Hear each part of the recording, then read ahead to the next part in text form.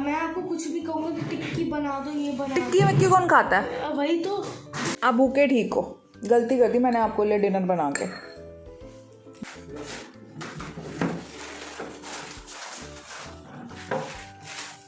Good morning friends and thank you so much for liking our videos. Full video के लिए आप मेरे Facebook page को follow कर सकते हैं या फिर यूट्यूब चैनल को भी सब्सक्राइब कर सकते हैं। आज घर पे हैं बहुत सारे काम, क्योंकि डाइनिंग टेबल भी आज असेंबल होना है और साथ ही में स्टोरेज के लिए लॉफ्ट्स भी इंस्टॉल होनी है। खैर, हमारा डेली रूटीन स्टार्ट हुआ और आज है फ्राइडे और फ्राइडे को नीर के टिफ़िन में जाता है उसका फेवरेट फूड।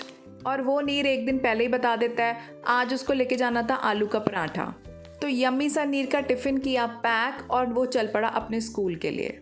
हमें भी क्विकली अपना ऑफिस स्टार्ट करना था, लेकिन उससे पहले मैं चली गई अपनी मॉर्निंग वॉक के लिए और अराउंड 3000 स्टेप्स से आज मैंने पूरे करे थे, क्योंकि जल्दी से आना था, ब्रेकफास्ट लंच की प्रिपरेशन करनी थी, क्योंकि उसके बाद घर पे काम स्टार्ट हो जाना था। आज ब्रेकफास्ट में हम दोनों का ही मन कर रहा था पोहा खाने का, लेकिन वो मैंने बनाया था थोड़े से डिफरेंट तरीके से।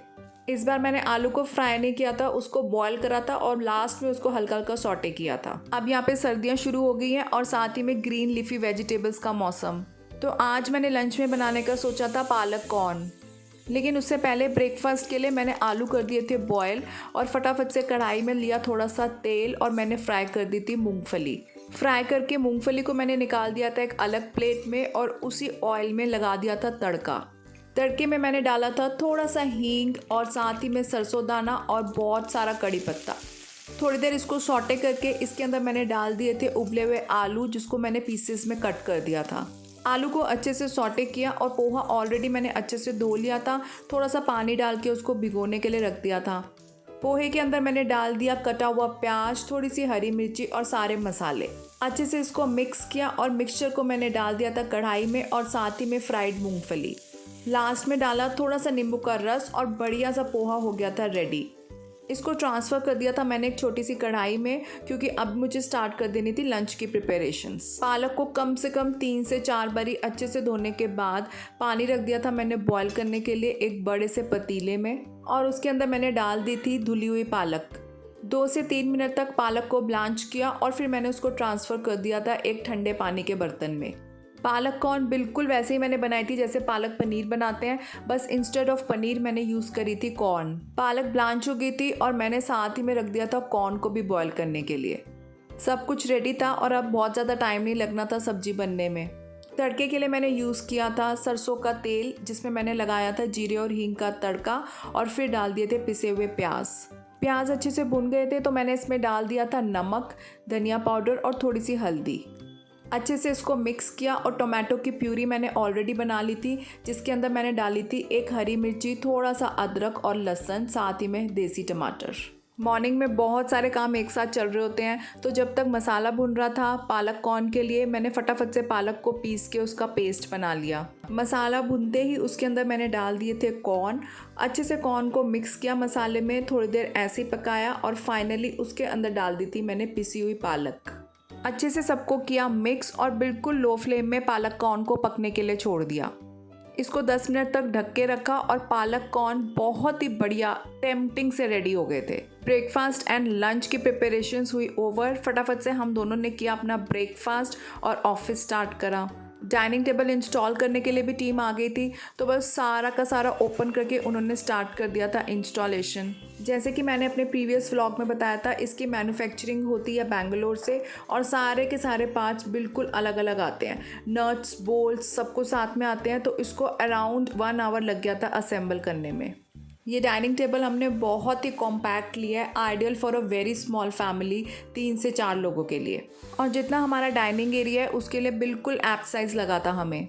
फाइनली टेबल एंड चेयर हुई असेंबल और डाइनिंग टेबल का इंस्टॉलेशन का काम भी हुआ कंप्लीट। साथ ही में लॉफ्ट इंस्टॉलेशन का काम भी शुरू हो गया था 3rd रूम में, और ये वाला रूम आगे चल के हमारे लिए बनेगा ऑफिस स्पेस और साथ ही में नीर के लिए स्टडी रूम। बहुत ही रेयर यूज़ होने वाला सामान यहाँ पे आराम से हम स्टोर करके रख सकते हैं और साथ ही में बहुत सारी जगह सेव होती है। आज पूरे घर में काफ़ी हौच पौच हो गई थी, लेकिन ये इम्पॉर्टेंट चीज़ें थी दोनों, तो फाइनली ये भी काम हुआ आज का ओवर। और नेक्स्ट था $1 मिलियन क्वेश्चन मम्मियों के लिए कि आज डिनर में क्या बनाएं। और आज वैसे भी काफ़ी लेट हो गया था इन सब कामों में, तो मैंने जल्दी से बना दी थी दूध वाली मीठी सूजी। थोड़े से देसी घी में सूजी को अच्छे से भूनने के बाद इसमें मैंने डाल दिया था दूध और साथ ही में देसी खांड। 4 से 5 मिनट इसको बॉईल किया और फाइनली बढ़िया सी सूजी हो गई थी रेडी। लेकिन सूजी बनते ही हमारे घर पे शुरू हो गए आर्ग्यूमेंट्स। नीर आ जाओ बेटा, आओ जी उद्घाटन करो। आपने सोचा था कि डाइनिंग टेबल का उद्घाटन मीठी सूजी से होगा? आपने क्या सोचा था? मुझे पता है क्या सोचा। यही खाओ, अब बस यहीं पे खाना है आपको। ऐसे नहीं दिखाओ तो छोड़ो उसको। ये ऊपर की लेयर को लो ऐसे, ताकि आपको नीचे का गरम गरम ना लगे। और अब खाओ, अब फूक मार। ये तरीका होता है खाने का सूजी। खेल रहे हो आप उसके साथ। यहाँ पे पिज़्ज़ा लगे होते हैं ना, तो ऐसे आपके चल रहा होता है मुंह और हाथ दोनों।